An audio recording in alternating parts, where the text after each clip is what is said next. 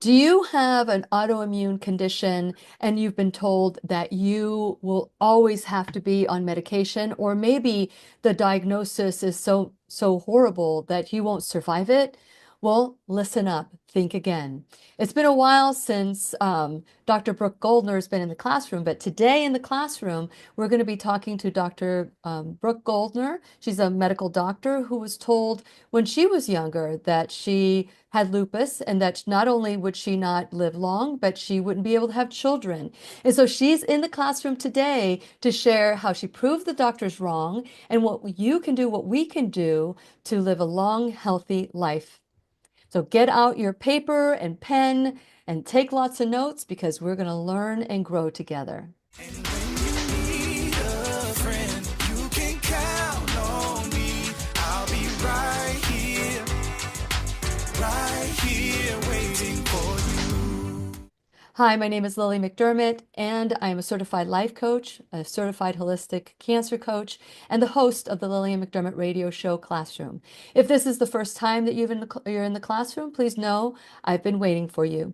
This is a safe place where you can go when you need a friend. It is my commitment to provide natural ways to heal, and it is my mission to make awareness, responsibility, and truth a part of our everyday life. And I hope you, my listening and viewing friend, will feel empowered to embrace a new truth and live the life of your dreams. So many years ago, I saw a documentary called Eating You Alive. And that's the first time I learned about Dr. Brooke Goldner. Her story was so compelling to me that I had asked Mary Lee Jacobs to please reach out to her and get her in the classroom. This was back then when we had radio. Well, it's been since 2018 since she's been in the classroom, and it's time to bring a fresh air, fresh breath into the classroom so that we can talk about autoimmune conditions that you can do something about. And since it is our sole purpose in life to give and receive love and knowledge, I am grateful that Brooke Goldner, Dr. Brooke Goldner, is here to do just that. Welcome back to the classroom. It's been a long time, but I'm Yes, glad it you're here. has been. It has been. It's great to be back and to be in your classroom this time. That's right, in the classroom, not radio, which was censoring me. Now, social media is also censoring. I don't know if you've found that Yeah. to be true for you, but it's been. I mean, Dr. Joel Furman has been in the classroom since 2015, every month, and now we go every other month. But let me tell you, two of his class shows were deleted from YouTube Oh, because we're wow. talking about natural health and things that we can do to prevent and reverse dis-ease. So share a little bit about your background, your story, and what gave you the passion to focus on patients with autoimmune diseases and more. Well, I mean, the story is really the story of my life. So before I was a doctor, before I had a white coat, I had a patient gown, and I've been sick since I was pretty young. Started going to doctors pretty regularly around 14 years old because I was getting migraines, really bad migraines where I couldn't leave my room for days, just vomiting. We went to the doctors, got all the tests done. They couldn't find anything wrong, said, well, migraines run in the family, and I was given something for pain. And a few years later, started developing arthritis. Didn't know what that was at the time, just knew I had horrific pain in my joints that would travel through my body. Then I started getting a giant rash on my face. And finally, when it all happened together, I ended up in the hospital in the emergency room, throwing up from a migraine, big rash on my face, feeling terrible. And the doctors finally put it all together and diagnosed me with a disease called lupus. So lupus is an autoimmune disease, and autoimmune diseases are when your immune system, instead of doing the job of attacking foreign invaders and making you resistant to diseases, seeking out cancers, things like that, it starts attacking the own body instead. And so with lupus, it can really be anywhere in the body. And when they did the testing, not only did they diagnose me, but they discovered that I was already in stage 4 kidney failure from the lupus attacking my kidneys.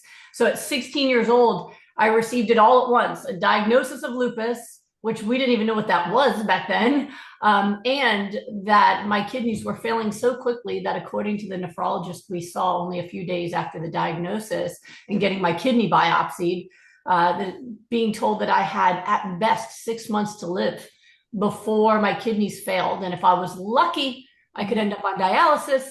but if I didn't do experimental treatments, I may not even be that lucky. And so no one wants to be an experiment for their doctor. But when you're given those odds, you do what you have to do. And I'm really grateful to my doctors who saved my life. That's why I became a doctor. They were incredible and they did what it took. And I took my meds and I followed what they told me to do. And I'm still here now. That was over 30 years ago. It's about to be 33 years ago. 30. Yeah, I don't want to think about it. It was a long time ago. Back then, they didn't have all the newer medicines that we have now for lupus, although the outcomes still aren't that great. Hey, Selena Gomez did all the treatments and she still got a kidney transplant, right? So, it's still, it's not really about what you can afford in terms of getting the best doctors. Not all of the treatments work. Sometimes there's other factors. But yeah, for me, I was lucky in that taking 7 pills a day, including medicines to suppress my puberty, high doses of steroids, and taking chemotherapy, that I survived high school. And so I just learned my family is quite incredible in terms of just resilience. My grandparents who helped raise me are Holocaust survivors. And, at 16, I might have been on chemotherapy, but at 16, my grandmother was in a prisoner in a camp. So, I still felt like a lucky person, and they made sure to always remind me of that I had family and freedom and doctors, and that this was just something I had to get through, but it didn't define who I was. And I had to keep focusing on who I was and what I wanted to be. And so they taught me how to kind of put the disease in a box, take your pills, do what you got to do, focus on your dreams and your passions.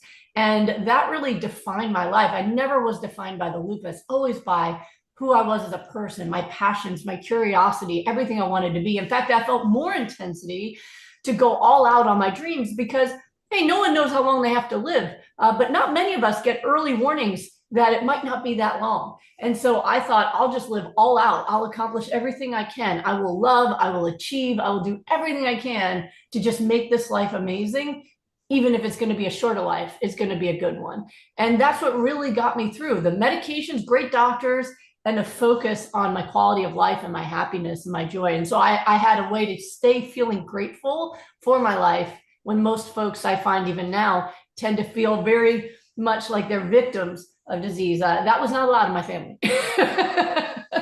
and I'm I would say it's not allowed here either. Yes. And it continued that way. I mean, I went into a remission after 2 years of chemotherapy, but the remission was my kidneys were stable. You could still tell from blood tests and urine tests that there were problems, but they were stable. And remission for autoimmune disease just means you're not currently dying from the disease. It doesn't mean it's gone. It's not like a remission from cancer where you're cancer-free kind of thing. Remission from autoimmune is you are stable on your medicines. You're not currently dying. And so I was able to stop the chemo 2 weeks before I left for college. And I still graduated in the top 10 of my class. I got a scholarship to my dream college. And it was so exciting because I got to switch to only pills and not chemo, which felt to me like joy. Chemo. So, that was really my life for a long time. So I never had a thought in my mind that there must be a natural way, a better way. I was just grateful there was a way. And I went into the sciences at first doing genetic research.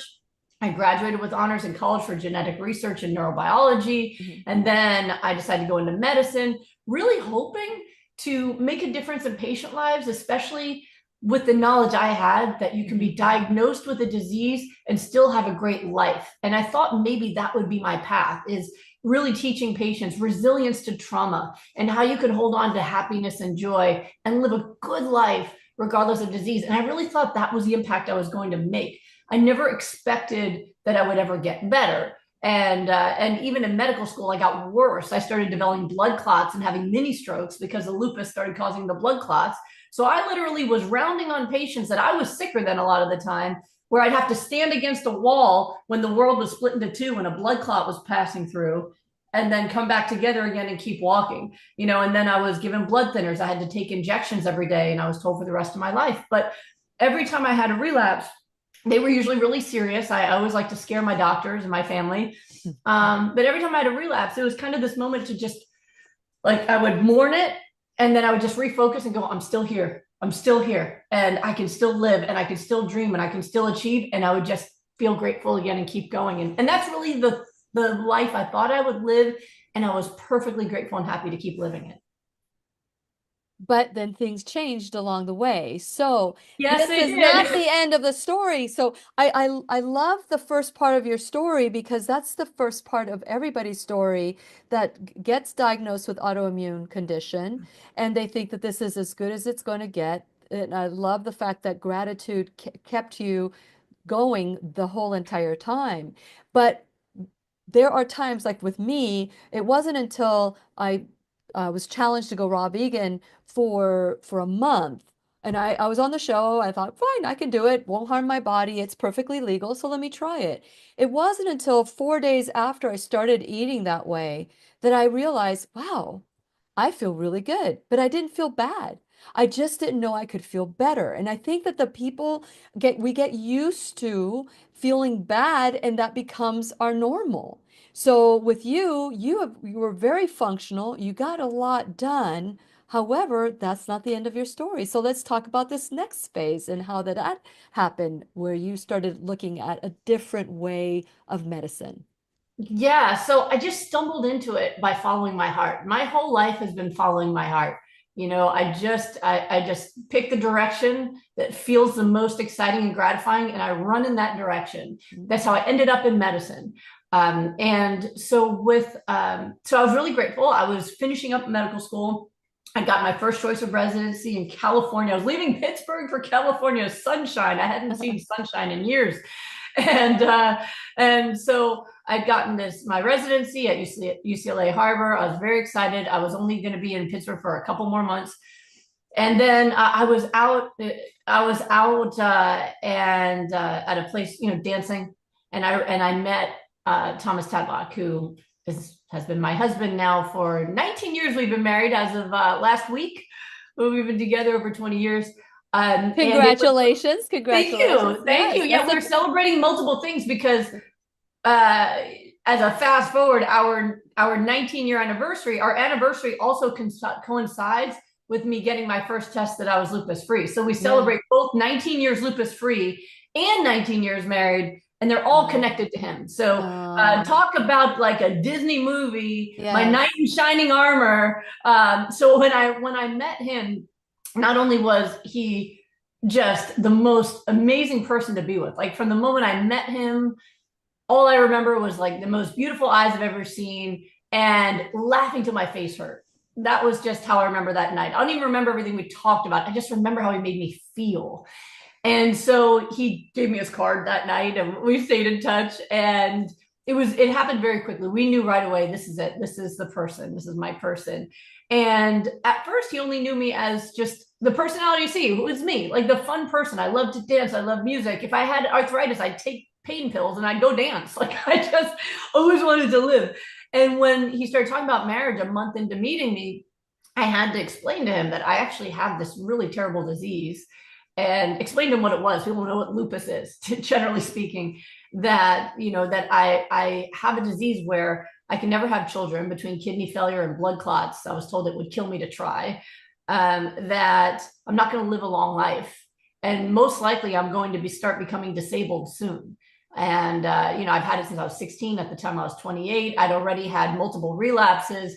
And so, most likely I was going to end up disabled and die younger than most folks. And so, you'd really be signing up to take care of me, right?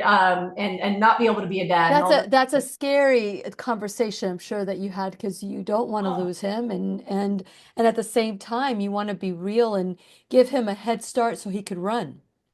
yeah, I mean, it felt right to be together. But yes, a 28-year-old man, that's a big undertaking to ask for. Hmm.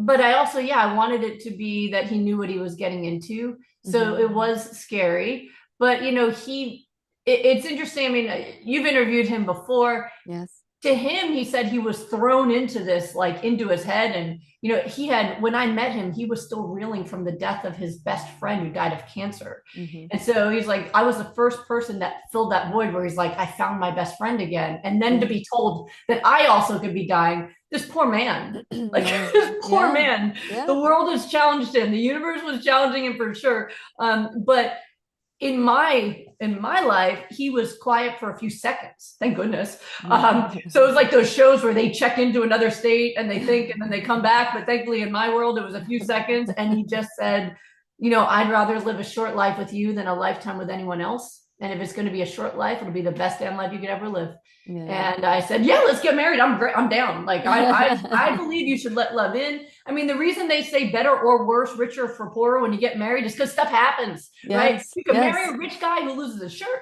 You can marry a healthy person who becomes sick. That's what usually happens. Yeah. Or like him, you can marry someone sick who then like becomes better. And now he's stuck with me, Yeah. but yeah, so that's how we got together.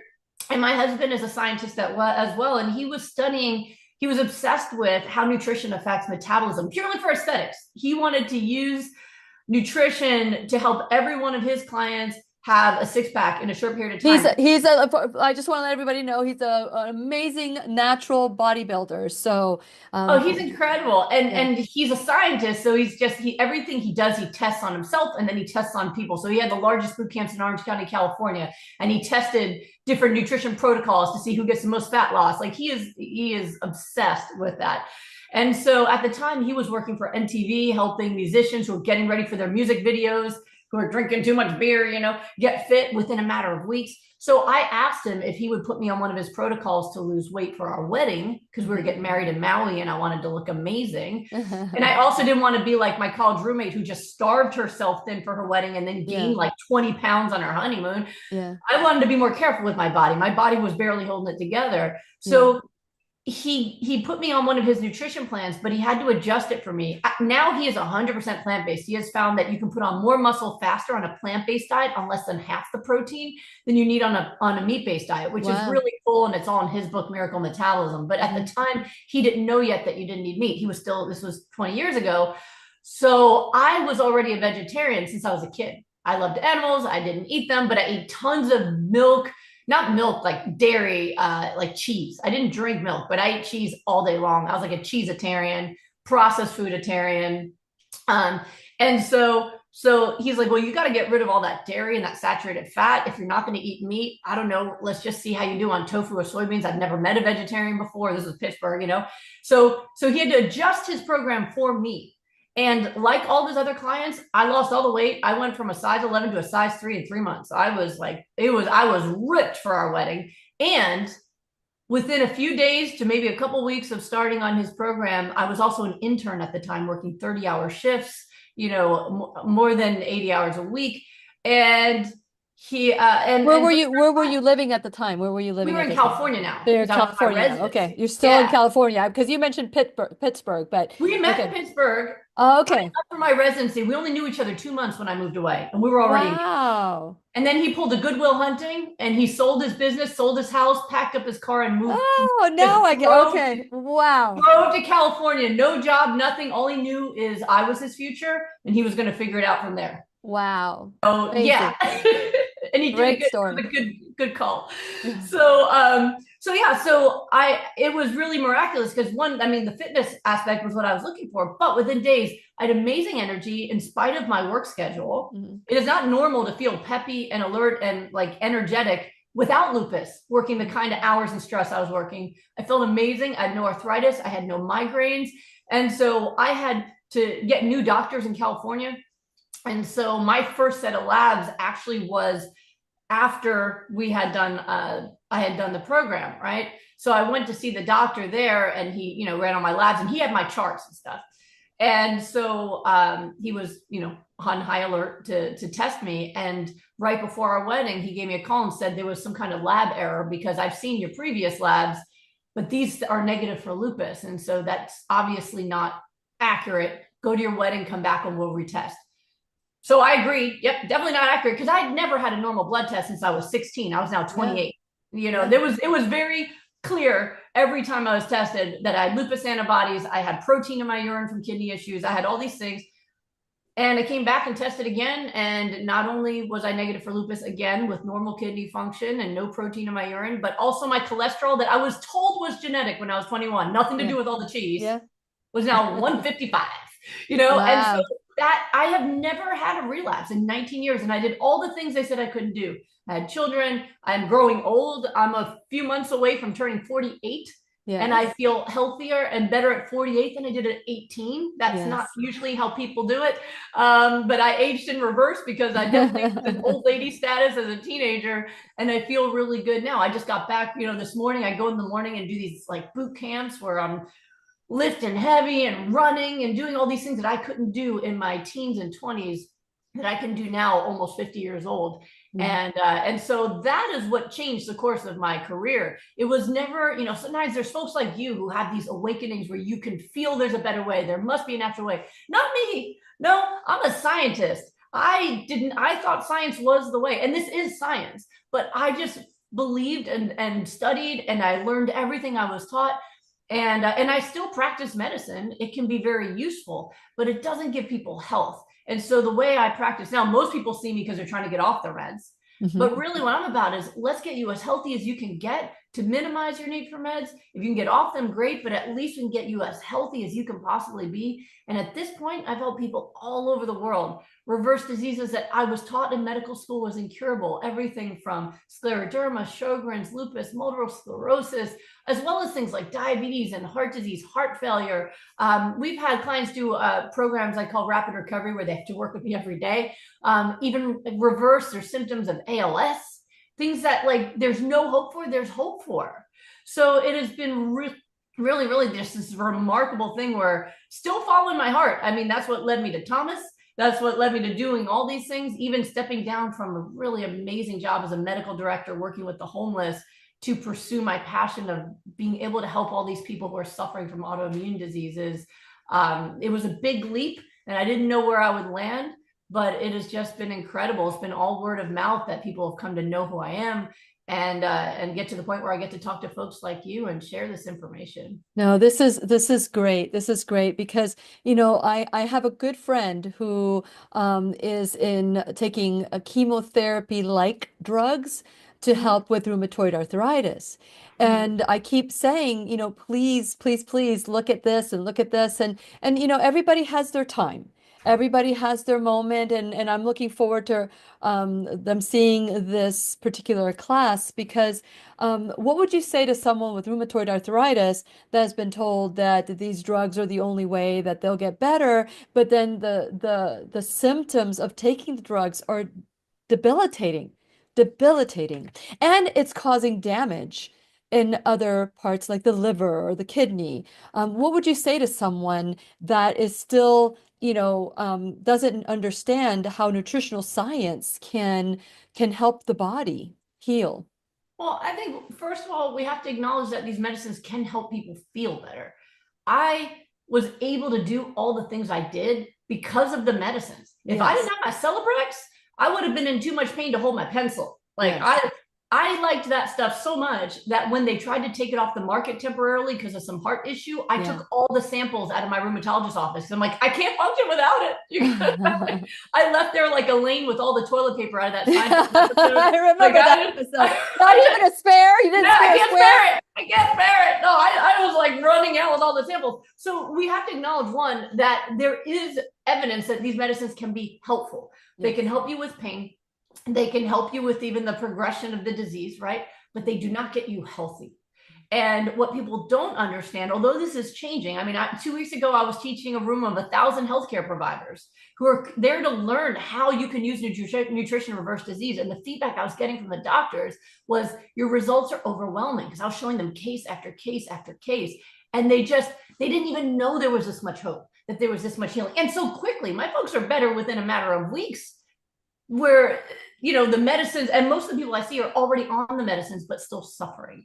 So people only look for ways to get better if they're suffering, right? If your friend's taking the meds and she feels great, there's a good chance she's not going to want to hear about kale, all right?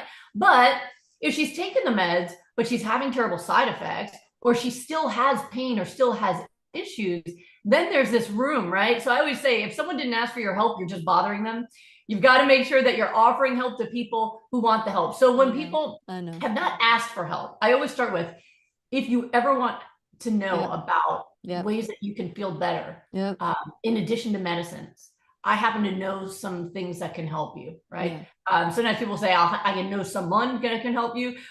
Since it's me, I'll often say, I have some things I can help you if you're ever interested. Yeah. Yeah. Some people are, and some people say thanks, but no thanks. And I honor that. That is Of course, of your journey. course. My Your my journey. my go-to is whenever you're ready. Right. Whenever you're ready. Right. Because you But never the know cool when thing is, somebody is it, ready. You never know. And so yeah, as a loving friend, I want to be able to help, but at the same time, that is not my place to tell people how to do it, when to do it. And when people have enough and they see that they're at the end of the road, that's when they decide, and I'm not saying this person, but in general, when people are at the end of the road. I just did a class with Dr. Henning Saupe, and he basically goes, they come to me at stage 4.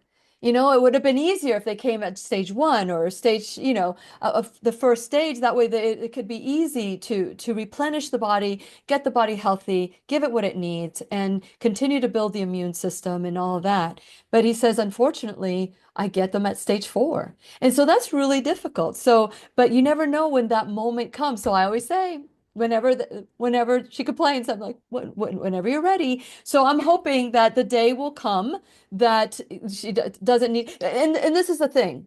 You talked about medications and how you're alive because of this medication, but you took it for a short period of time, I right? took them for 12 years of my life. Actually, 12 years. 13, But you were 13 younger. years. You were younger and you have more resilience, right? I mean, because Not at stage 4, necessarily. I mean, they affect people in different ways. yeah, My doctors are extremely skilled in how they prescribe, and I was lucky that they worked for me. I also believe that my really good mental health improved it, because depression, anxiety, if you're yeah. traumatized by a diagnosis, that increases inflammation, it slows down recovery. That's why I work with people on all aspects, mental health and physical health. But I would just say to folks, listen, I heard a really inspiring person who's helped people feel better with autoimmune disease. And I would say something like that, because as soon as you say words like cure, sometimes they get all, it helps people feel better.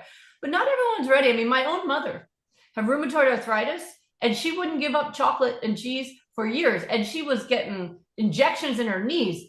And I was like, Mom, what are you doing? Like, I'm helping people all over the world. She saw me recover, but she was addicted. And it was funny because one day she was visiting my house, it was years ago, and she said she was holding onto the banister trying to limp up the stairs, and she could hear me talking to someone in my office. I was effusively, as I always am, coaching someone. And she said she had this moment of, what the heck am I doing? Like, my daughter's is like amazing person helping people. Why aren't I listening? And she didn't say it to me, but she went home at the time and she just started. She knows how to do the protocol. And she started, and she called me 2 weeks later and she goes, I just want you to know, I've been on your full protocol. All my joint pain's gone. I've lost 20 pounds. I feel amazing. And that was it. And so my mom is 70 years old. She goes with me to boot camp in the morning now. She moved out here. We exercise together, and she's able to go to like a CrossFit boot camp now at 70, when she was barely able to walk, a decade ago. And it was like 2 weeks, and her joints were like great. And her doctor wanted to do surgery on her. But even my own mom, and I always say it's hard to raise your parents, Yeah. but even my own mom needed her own moment of, Yes. that, what am I doing? It's time. Why not just do this? And so she's been in maintenance now for many years. Yeah. And it's just one of those things where we all have to be ready when we are. Not everybody is ever going to be ready. Some people get dragged to me. I have someone in my rapid recovery group right now who's 89, and her daughters are making her do this. And so they're feeding her and tracking her, and I actually just had someone who's 90, who's from Italy, and his daughter met with me, and he wasn't speaking English, but I understood what this meant, but doubled his kidney function in 2 months. Wow. And at 90, and his doctors told the daughter, just accept that you're going to lose him now. There's nothing to do. And he went from kidney failure to out of kidney failure in 2 months. Wow. Everybody can get their health back. Everyone can make these changes.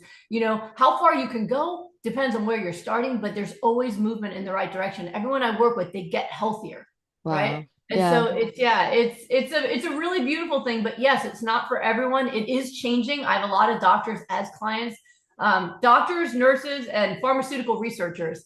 They always come to me because they said, when I listen to you, we know you know the science. We know you're the person. And when they get better, though, especially the healthcare providers, oh my gosh, those are the ones impacting people. I get Mhm. referrals now. I had a referral recently because I've published reversing kidney failure, getting someone off the transplant list.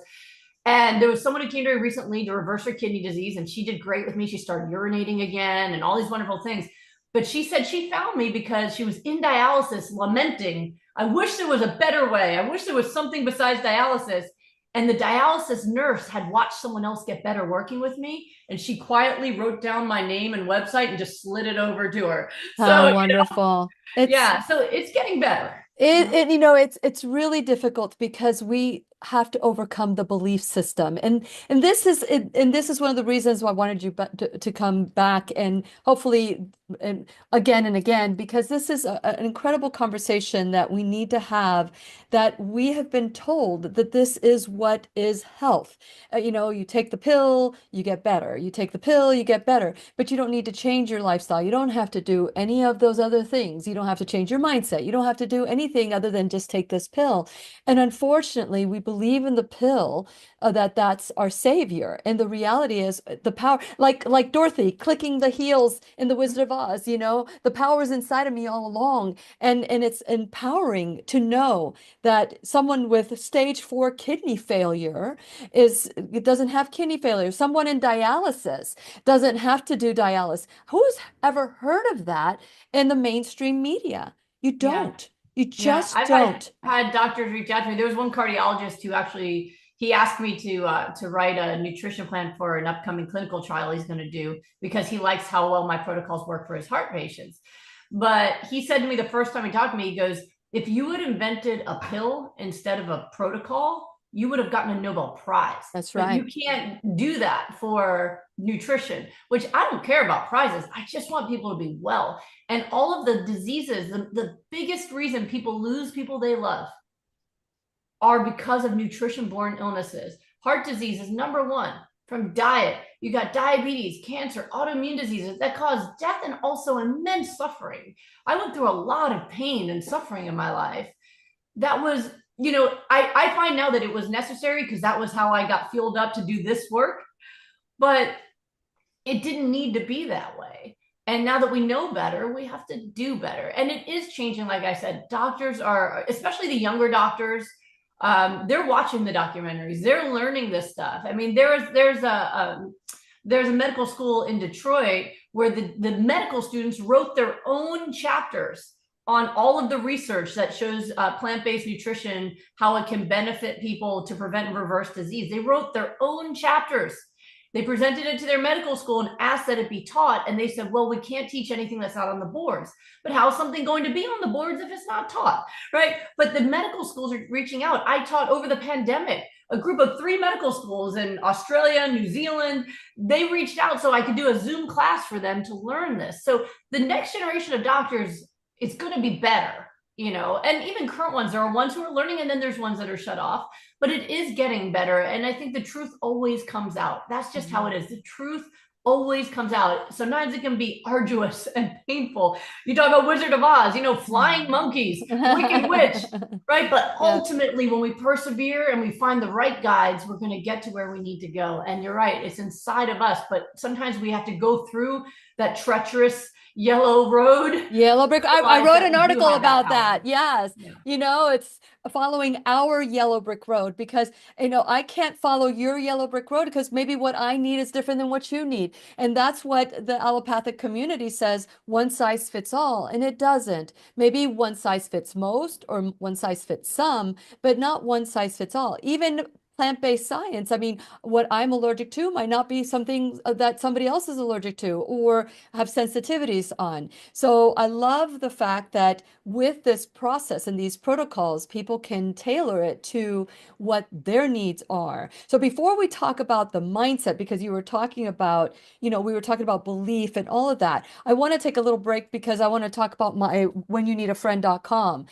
This is where we take ownership for our life. This is where we say to ourselves, I am the one, I can take a pill or I can take responsibility. Whichever one, I am the one. This is my registered service mark. You can take a pill, you can take responsibility. So taking ownership, responsibility is ownership, and ownership leads to freedom, as opposed to the responsibility that leads to victimization. Fine, I'll do it because nobody else will do it. It's just a switch, and we're going to be talking about the mindset in a little bit and how it affects autoimmune condition as well.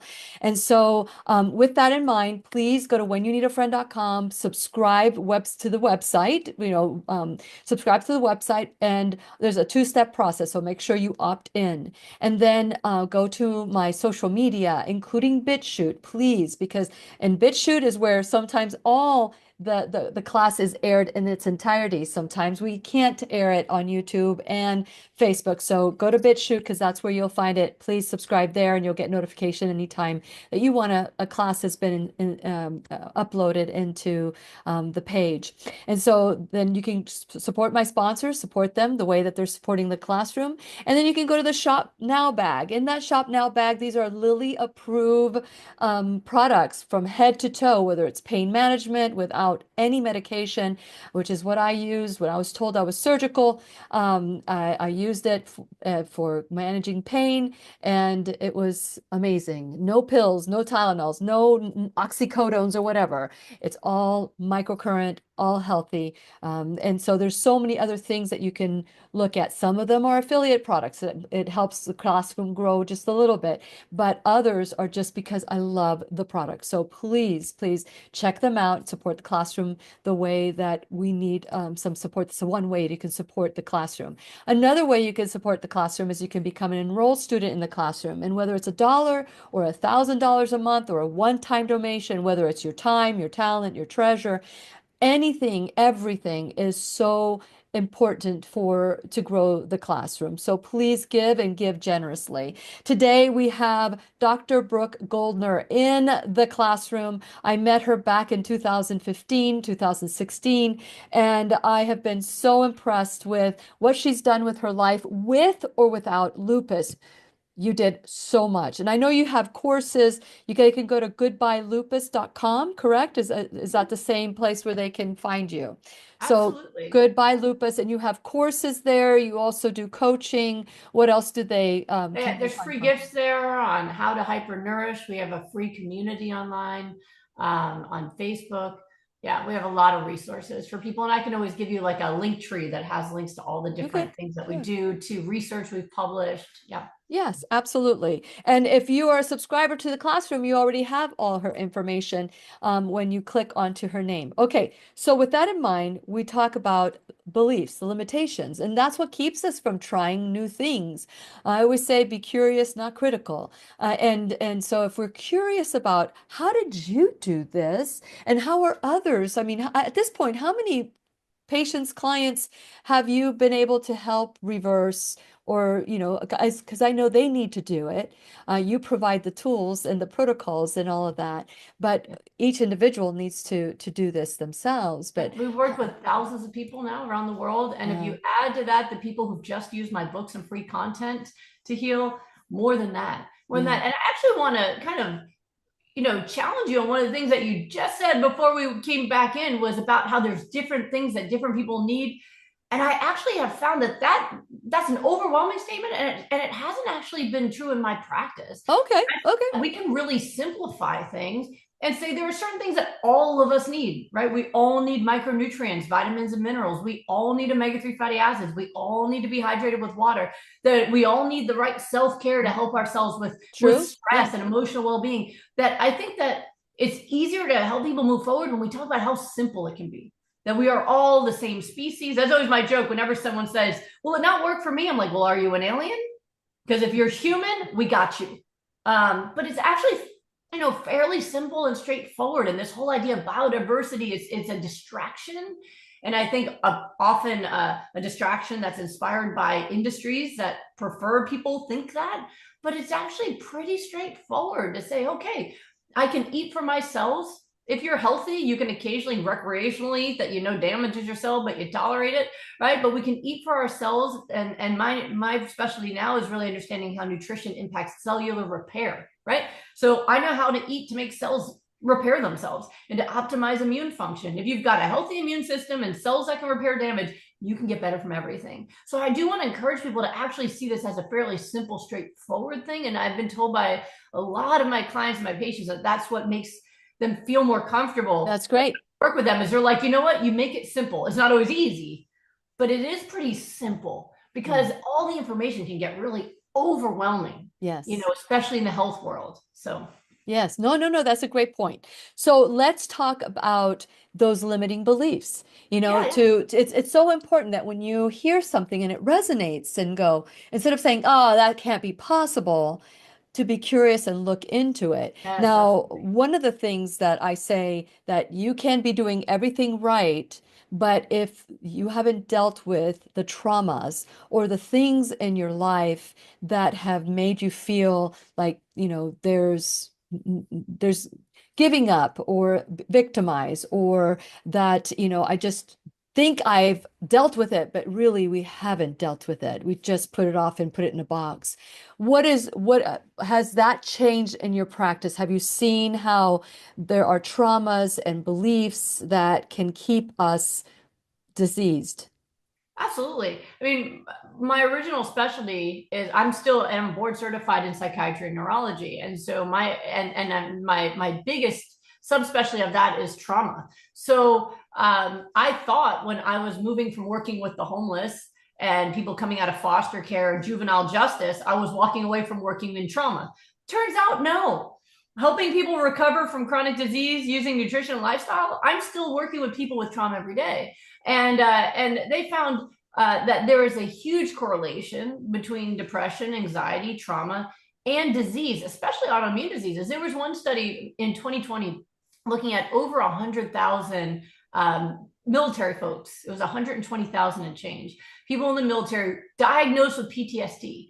And they found they had almost a 60% higher rate of autoimmune disease than the regular population.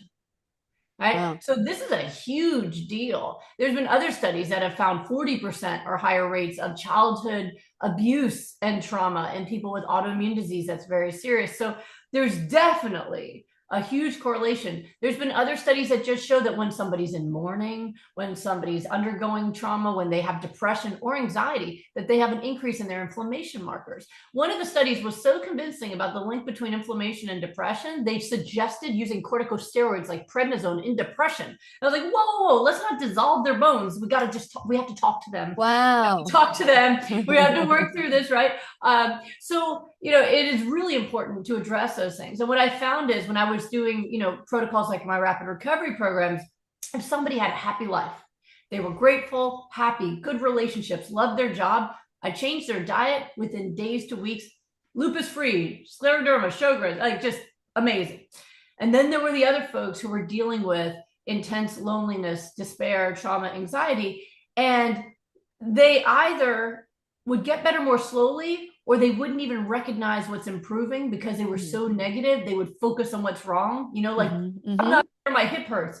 I know, but your hands don't hurt anymore, right? But there's this like refusal of their brain to even accept the hope and the possibility. And so I realized, whoa, all right, I've got to work on getting these people happy at the same time that I'm working on getting them to eat right.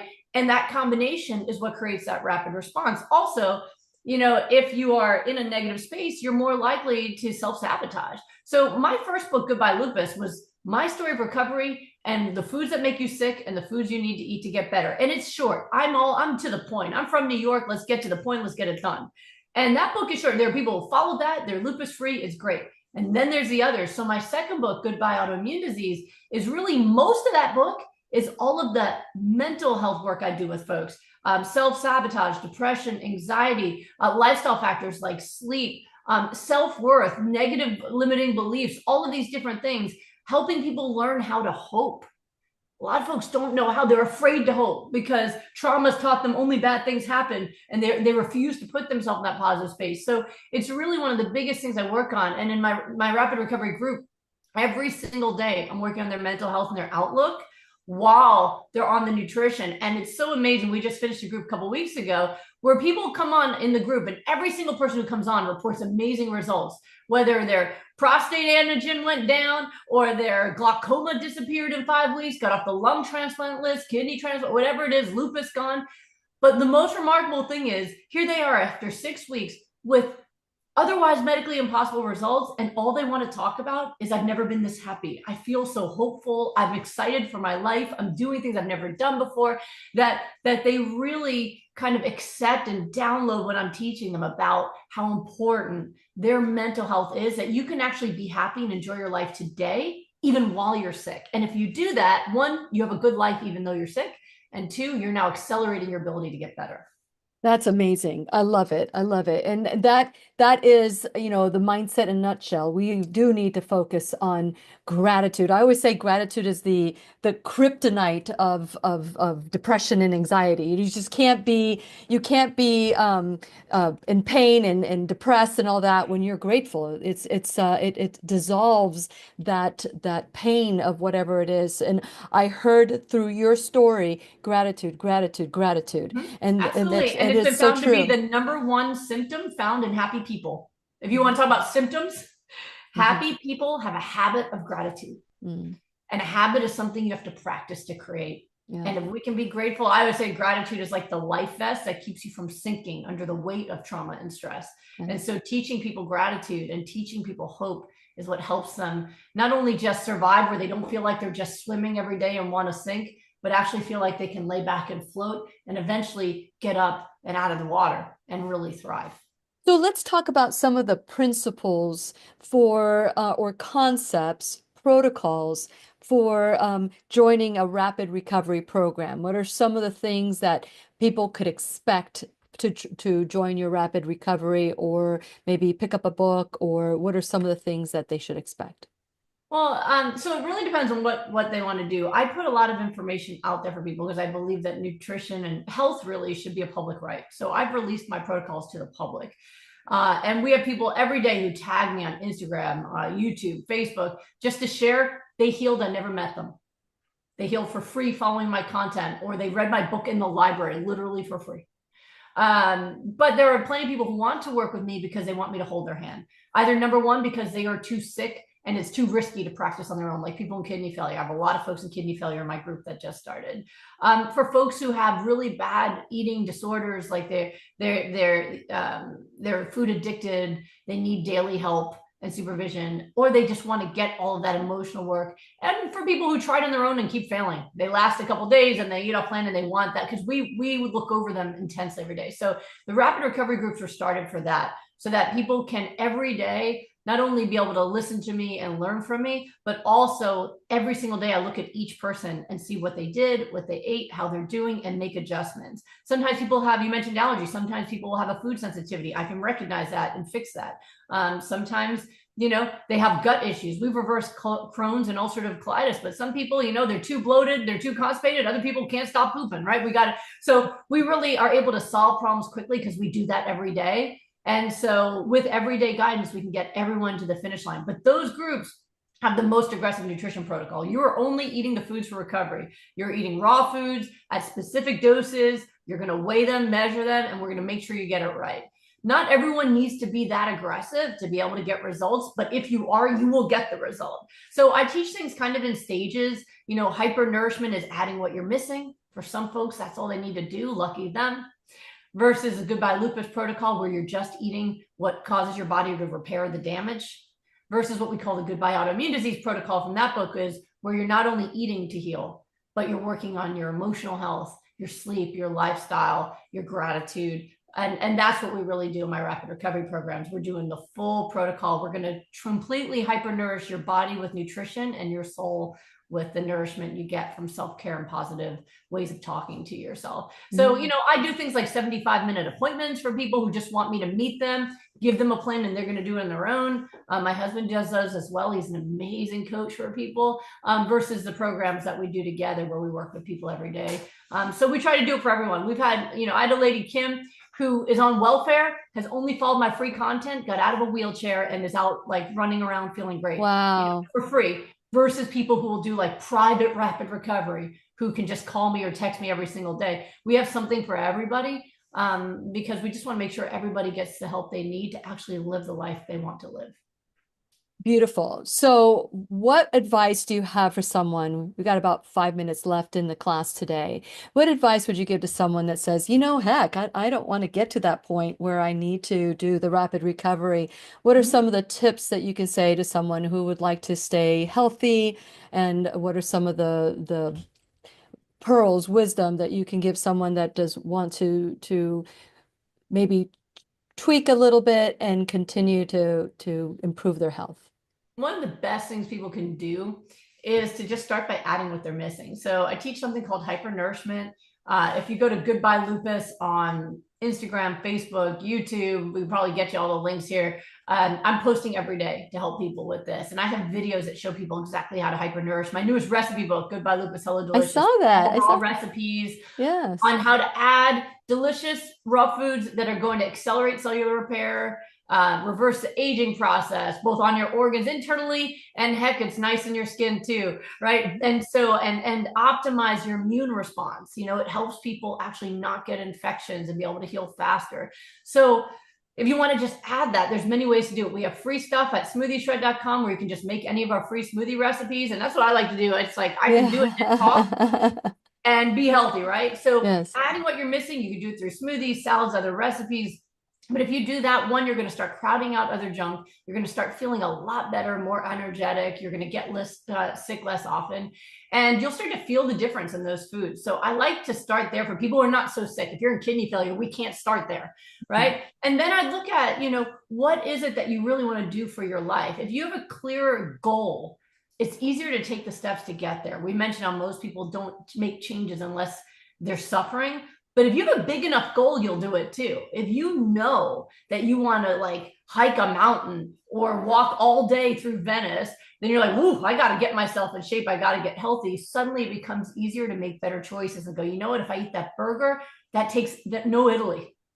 If I eat that salad, yes, Italy, right? And so it's like, do I want to feed disease or do I want to feed my hopes and dreams? And when you start becoming conscious of it that way, it's much easier to make those decisions and be excited about them. What about frozen foods, like frozen vegetables? Are those as nutritious as the foods that are not frozen, that are, picked There from are some differences. So usually for hypernourishment, I say to use the fresh stuff, but there's no harm to using that as well. Okay. And so with like when I do smoothies, I'll do like foods that are frozen strawberries, frozen. That way I don't have to put ice in it. And the frozen fruit's fine because I don't use the fruit for nutrition. There's more nutrition in kale and other cruciferous vegetables than in fruit. So we're using the greens and the cruciferous vegetables for nutrition, and the fruit is a spoonful of sugar to make the medicine go down. So I don't care if there's a slight difference in the vitamin levels in the fruit because we're getting everything we need from the vegetables. Yeah. Well, that's wonderful. Do you have any other, what's your favorite case that you just say, this is this is why I went through what I went through so that this person could reverse their disease? What's your favorite I could spend story? my whole day during that. I'll tell you about someone I just ran into. Okay. So when I went to that conference a couple of weeks ago, the Plant-Based Nutrition Healthcare Conference, I was surprised to see a client who did my rapid recovery program. His name was Chris. And he had done my rapid recovery group, but I'd never met him in person. And he had lupus and he couldn't get out of bed. He was in so much pain. He had his wife was taking care of a disabled man. And at the end of my 6-week program, he had no symptoms. And it has been years now, years. I'm trying to remember now. I think it was 2018 was when he was in my group. All right. So that's what, 6 years. And he's never had a relapse. And right after the group, he booked a trip to Europe with his wife. And he sent us pictures of him walking all day long, up and down hills, all through Europe, no pain, no arthritis. And so I saw him at the conference and he came up to me and went, oh my gosh, Chris, oh my gosh. And it was the best feeling. Like I hugged him, I had tears in my eyes. His wife came up to me and said, thank you for saving my husband. Yeah. And people like that, like Chris, that not only take this information, they apply it. Like he did everything I said. He ate exactly what he needed to do. He reversed his disease. He got his health back and he used it to go start living life in this bigger level. His wife just retired too. They're just going to have fun now together and enjoy being together and enjoy being alive. And I have people like this every single day, but I don't often get to give them a hug. I met him and another guy, Randy, who both were in groups with me around the same time in different groups and didn't know till they met. And Randy had reversed his mixed connective tissue disease, and I got to hug him too. And it was like that beat anything else at the conference. That was like the best part of the whole conference was getting hugs from those two gentlemen and to see that they were doing well. And it was just a remarkable thing. So that's off the top of my head. That would be. Oh, that's beautiful. That's beautiful. Okay, what would you say for those cheesetarians and fast fooditarians and the processed fooditarians? What quick words? It's important to realize it's an addiction. Those products were designed to create addiction. There was a recent study that showed that when you show someone the label of the processed item they're addicted to, the parts of the brain that light up are the same parts that light up in an addict when they're looking at drugs. So it's important to understand that you are not weak, but you are addicted, and you have to treat it like addiction. That means you can't have it. You've got to tell your friends and family, don't tempt me. I need to get over this. I'm trying to get well. Get as much support as you need. Get it out of your house. And understand there will be cravings, but they will get better and they will go away. And in exchange for those momentary highs with all that toxicity, you're going to have the real true high of actual health. And there's nothing that beats it. I can say as an ex-cheese addict, there's nothing about it I would ever want to go back to now because I'm in an actual healthy relationship with food. Oh, that's wonderful. Thank you so much, Dr. Goldner, for everything that you're doing to change lives. I know that a lot of people have lost hope, and it doesn't matter how much I say it, that there is hope and that we can change our life. It's wonderful to hear it from someone who not only experienced it, but is now spending the rest of her life changing lives because, God sent you first. To experience it so that you can help others along the way. So thank you so much for everything that you're doing. Thank you so much. Yeah, and once again, you can go to goodbyelupus.com. Please share this video with your friends, your family members, because you just never know who's suffering in silence. You just don't know who needs that gentle love to get them to that other side, to get them to understand that they are worth it. They are worthy for health and healing. And so I just want to just encourage you to not only share this, but make comments, put emojis. That way the algorithms cannot block this information that is so powerful and life-changing. So thank you once again, Dr. Goldner, for everything that you do, and all of you for tuning in today. And please remember, we'll be right here waiting for you worldwide at whenyouneedafriend.com. This is Lillian McDermott and Dr. Brooke Goldner wishing you love, peace, joy, and unexpected abundance. Make it the best day ever. Good job. Good job. The opinions and advice expressed on the Lillian McDermott radio show are intended for the individual callers and guests on the program and are presented to our wider audience solely for general educational purposes. Please act responsibly and consult personally with your own medical, psychological, or nutritional expert before taking any steps to improve your life.